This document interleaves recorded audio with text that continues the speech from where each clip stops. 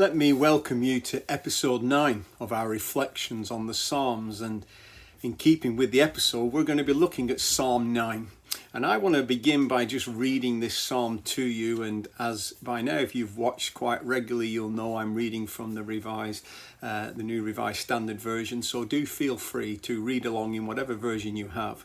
Psalm 9 and verse 1 says this: I will give thanks to the Lord with my whole heart. I will tell of your wonderful deeds. I will be glad and exult in you. I will sing praise to your name, O Most High. When my enemies turned back, they stumbled and perished before you, for you have maintained my just cause. You have sat on the throne giving righteous judgment. You have rebuked the nations. You have destroyed the wicked. You have blotted out their name forever and ever. The enemies have vanished in everlasting ruins. The cities you have rooted out, the very memory of them has perished. But the Lord sits enthroned forever. He has established his throne for judgment. He judges the world with righteousness. He judges the peoples with equity. The Lord is a stronghold for the oppressed, a stronghold in times of trouble, and those who know your name put their trust in you. For you, O Lord, have not forsaken those who seek you. Sing praises to the Lord who dwells in Zion. Declare the deeds among the peoples. For he who avenges blood is mindful of them. He does not forget the cry of the afflicted.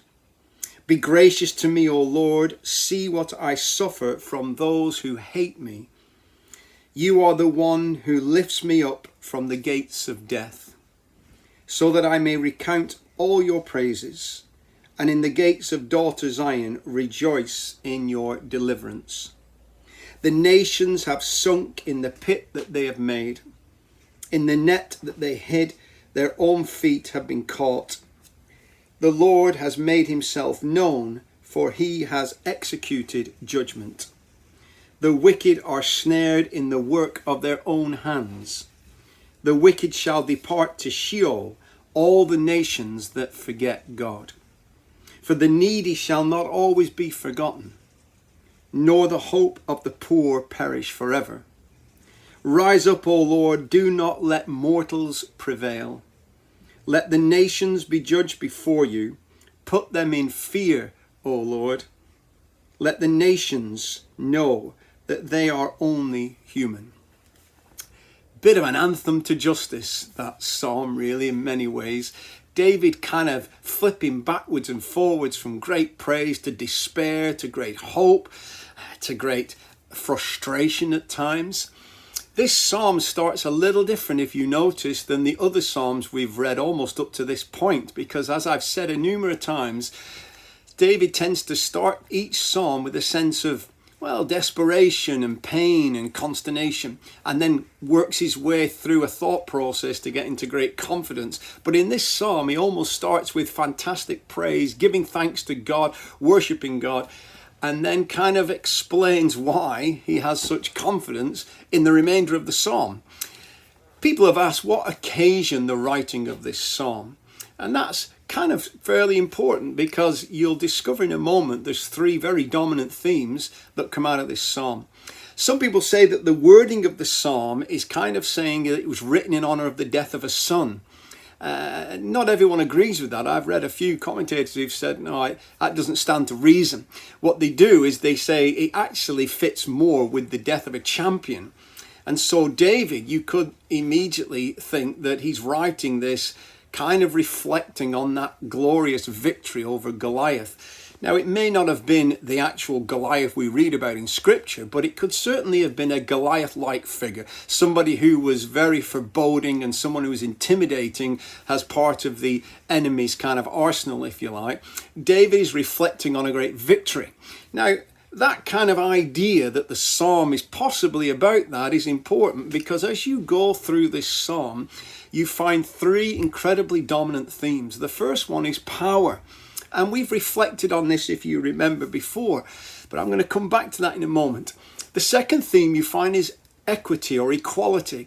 David talks about that aspect. And then there's a third theme that comes out, and that's the theme of judgment. Now, if you take this psalm to be kind of reflective of a Goliath type defeat, all three of those become incredibly important, because Goliath did represent an aspect of power, an interpretation of power, particularly very classic to the ancient world. He also represented the battle of equality, because Goliath saw himself as head and shoulders, not just physically, but mentally and spiritually and morally, and just about militarily in every other way you could think of. Goliath assumed himself to be superior to others. And then, of course, judgment. Why? Because ultimately Goliath gets his comeuppance from someone who's least expected to defeat him. There was a judgment of God at play. So these themes become very integral to the psalm when you think that quite possibly David is reflecting on that. But let me start by just returning you to the opening verses. They're fabulous because David is saying this: I will give thanks. I will tell of your wonderful deeds. I will be glad. I will sing. Now, apart from power and equality and judgment, you've got to pause right there, because that statement, that series of words in the opening couple of verses tell you a lot about worship. Worship is something that in many ways is not always spontaneous, as in when I feel like it, I'll just erupt into worship. Neither is it theoretical. It goes beyond just something in my mind. And these are the words you read about. David says several times, I will. And the outcome is he's doing something in terms of worshipping God. It was a conscious decision David made. And you and I can relate to that. How many times have we not felt like worshipping? We've not felt like giving God thanks. We've not felt like being joyful or appreciative. But then something in us makes the conscious decision to say, I'm going to do that. I'm going to sing to God. I'm going to bless God, even though the circumstances don't particularly warrant it. And it's amazing how things change massively when we do things like that. The other thing is, of course, David says this: I will give thanks to the Lord. And critically, he adds this phrase, with my whole heart. Now, we've touched on this before, because we have a very romantic picture of the heart in 21st century westernized culture. People say things like this, I love you with all my heart. Or, I promise you with all my heart. And we connect this romantic figure with heart. It wasn't a thinking or a way of thinking that the Hebrews adopted. The heart to the Hebrew was the center of your being. It was everything that you longed for, ached for, represented, had passion for, interest for, whatever it was. You was comprised of a central beating hub, and that was what they classed as your heart. So when David says, I give thanks with all my heart, he's going beyond just his mental assent. He's going beyond just his understanding, his theological appreciation of God. This is something that is all-consuming, a whole body experience. And that's important. So then he goes on and he opens up these dominant themes. And the first of which is power, which we read together. Now, if you remember back at our reflection in episode 5, when we dealt with Psalm 5, I talked to you about the ancient mentality of power and how there was a very different theology of power than what the prophets and the writers of the scriptures kind of reflect. And we have that going on here. The 19th century British historian John Dalby Acton was very famous for this one quote: power tends to corrupt, and absolute power corrupts absolutely. I like this thought. Nearly all men can stand adversity, said the great Abraham Lincoln. But if you want to test a man's character, he said, give him power. That's a telling phrase, isn't it? And of course, this is what you often find in scripture. Power tends to corrupt. I was rather interested back in the summer of 1971. You may have come across this in some of your readings or some historical kind of highlights. But Stanford University in California did an experiment with a handful of students trying to kind of gauge the effects of power on the human psyche. And amongst these kind of students, they set up a mock prison. In fact, in years later, it's now known as the Stanford Prison Experiment. But in this particular experiment, half of the students were told to be prison guards and the other half were to be guards.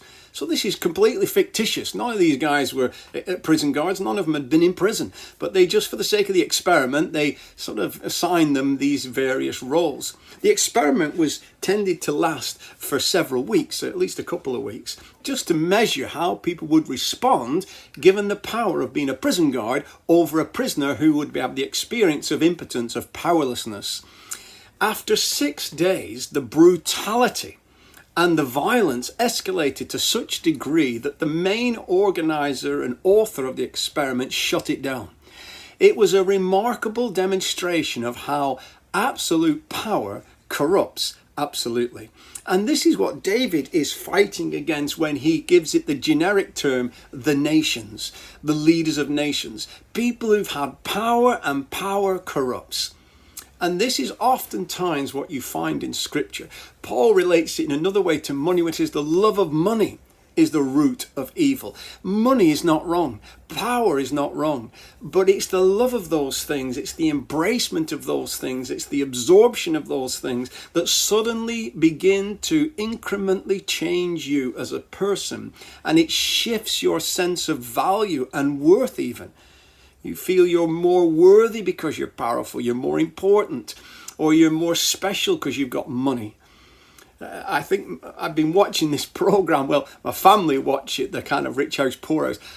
Don't quote me on it because I don't actually know what it's called. It's something like that. You'll know already as I'm saying it, where it takes one rich family in the top 10% of wealth in the country, takes another family who are definitely struggling right on the breadline and swaps them over, puts the poor folk in the big rich house and the rich guy's got to cope in wherever small kind of home that he's shoved in on a very, very minimal budget.